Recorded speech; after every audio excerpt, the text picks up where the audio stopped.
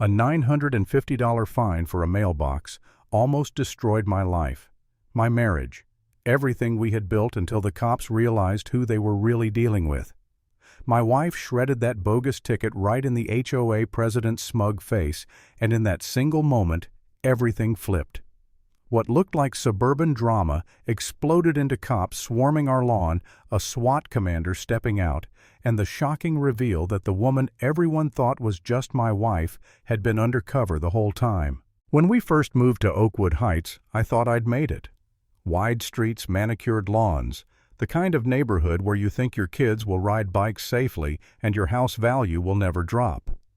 The real estate agent bragged about the HOA president, Christine Roberts, saying she keeps everything pristine. I thought that meant clean parks, trimmed hedges. Nobody warned me she ran the place like her own private kingdom. 3 days in, I met her. Christine strutted up my driveway in a tailored blazer worth more than my car payment heels clicking like she was walking a runway, not a cul-de-sac. She didn't say hello. She announced herself like royalty. "I'm Christine Roberts, HOA president," and slapped a $25 fine on us for a mailbox that matched every other mailbox on the street. At first I laughed, but Angela didn't. She held that paper up to the window and pointed at the watermark. "This isn't standard issue, Larry. This is commercial-grade paper stock. Look, see, our enterprise is embedded like a signature."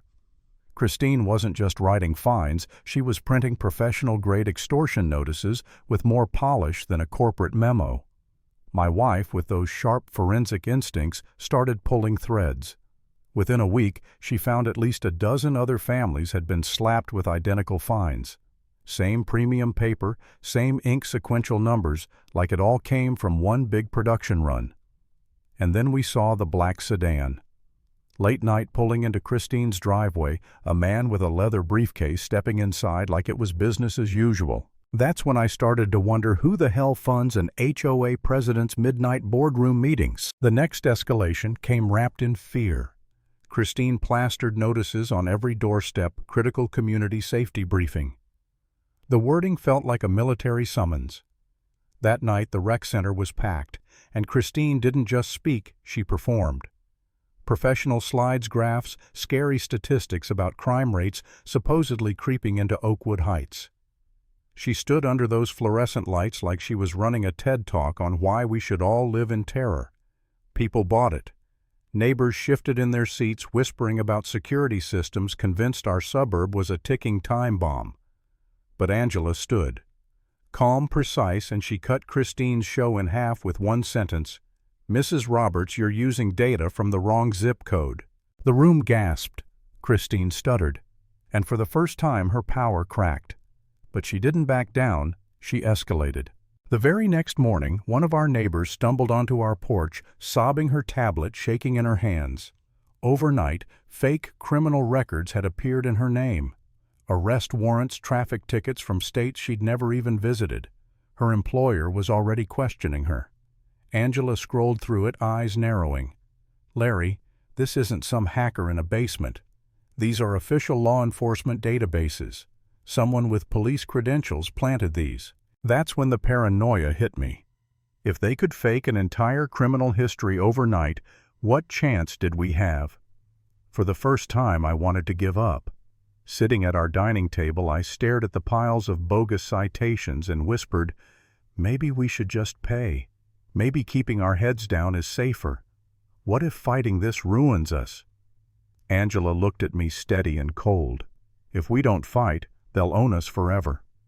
Still doubt gnawed at me. Why did my wife know so much about database security, about forensics?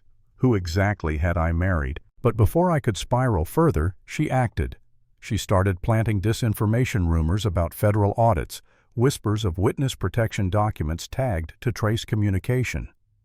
I didn't even realize at first she was mapping the network. But then the results poured in: phone calls, frantic meetings, cops involved at levels I never imagined.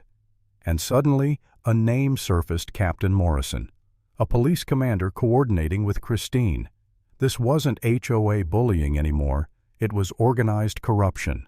Christine must have sensed her grip slipping, because that's when she pulled out the nuclear option. She sent in her pet lawyer, Gregory Walsh, the kind of guy who weaponizes paperwork. He sat at our kitchen table, oozing arrogance, sliding across a settlement demand, $15,000. Hidden in the itemized breakdown was that original mailbox fine, now bloated to $950. Angela's hands trembled as she read like she was finally beaten. And then she straightened. She picked up the settlement, walked to the shredder, and with one steady motion fed it through. The grinding sound echoed like gunfire. Christine leapt up screaming, "You just destroyed a binding legal document?" Angela looked her dead in the eye. "No, I destroyed your extortion racket." That's when Christine panicked. She called Morrison. Within minutes, tactical vehicles boxed in our house, red and blue lights flooding the street, neighbors peeking out from behind blinds. SWAT officers stormed the lawn, and Morrison himself emerged smirking like a man certain of victory. My stomach dropped. This was it, we were finished. But then Angela did the unthinkable. She reached into her jacket, pulled out a badge, and the world stopped. "Detective Perez, Internal Affairs," she said, her voice sharp, official, undeniable. Morrison froze, recognition flickering into horror. In that moment, everything I thought I knew about my wife, my neighborhood, even myself, flipped upside down. She wasn't just a suburban mom fighting HOA fines. She'd been undercover the whole damn time building a case against Christine and Morrison's extortion ring. She laid out the evidence, bank transfers, falsified records, database logs, tying directly to Morrison's credentials. The SWAT team, once ready to tear our house apart, shifted uneasily. Their commander was the criminal. Christine's face went white. Morrison tried one last desperate spin, babbling about municipal revenue partnerships. Angela cut him off cold. "You used police authority for organized crime. That's a federal conspiracy." And then handcuffs. The sound of them clicking shut on Morrison's wrists was louder than the shredder, louder than Christine's fake authority, louder than every threat we'd endured. The entire network collapsed right there on our lawn. That's where my story ends. Not with champagne or a neighborhood barbecue, just Christine shoved into the back of a cruiser, Morrison staring at the ground, his career and his freedom gone. My wife, Detective Perez, standing in the glow of red and blue lights, calm as ever. And here's the lesson I walked away with. Sometimes, the only way to beat corruption is to stare it in the face and refuse to bow down. So tell me, what would you have done? Would you have paid the fine, kept your head down, prayed it blew over? Or would you have shredded that paper, even if it meant burning your entire world to the ground? Comment below. I want to know how you would have handled a Karen with an army behind her.